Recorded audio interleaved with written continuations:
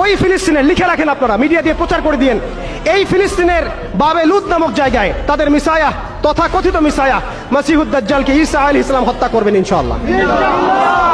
পৃথিবীর কোন শক্তি, কোন ন্যাটো, কোন ইউনাইটেড নেশনস, কোন ইউরোপিয়ান ইউনিয়ন, কোন IMF, কোন ওয়ার্ল্ড ব্যাংক, কোন সাম্রাজ্যবাদী শক্তি এই ভবিষ্যৎবাণীকে ঠেকাতে পারবে না ইনশাআল্লাহ। আপনি আপনাদেরকে চেষ্টা করতে দেন, সারা পৃথিবীর সমস্ত মুসলমানকে যদি এখন তারা মেরে ফেলে, তবুও এই অকাট্য ভবিষ্যৎবাণী ইনশাআল্লাহ তাআলা তারা পাল্টাতে পারবে না। এটা আমাদের আশার জায়গা, এটাই হচ্ছে চূড়ান্ত বিজয়। এবং ঈসা আলাইহিস সালামের হাতে আগামী 40 বছর লিখে রাখেন আপনারা, এরপরের 40 বছর ওই বাইতুল মুকাদ্দাস থেকেই সারা বিশ্বে ইসলামী খিলাফা কায়েম হবে ইনশাআল্লাহ। যে খিলাফা শব্দটা এখন রাজনৈতিকভাবে আপনারা নিতে পারেন না, হজম করতে পারেন না। আমি জানি আপনারা জানেন না, অনেকেই এটা অজ্ঞতার কারণেও হতে পারে, তারা হয়তো জানেন না, আমরা জানাতে এসেছি।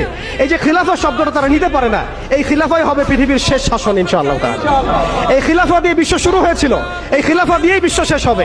ঈসা আলাইহিস সালাম 40 বছর ওই জেরুজালেম থেকেই এই বিশ্বকে শাসন করবেন ইনশাআল্লাহ তাআলা। এটা লেখা হয়ে গেছে কুদিয়াল আমর, এটা কেউ চেঞ্জ করতে পারবে না।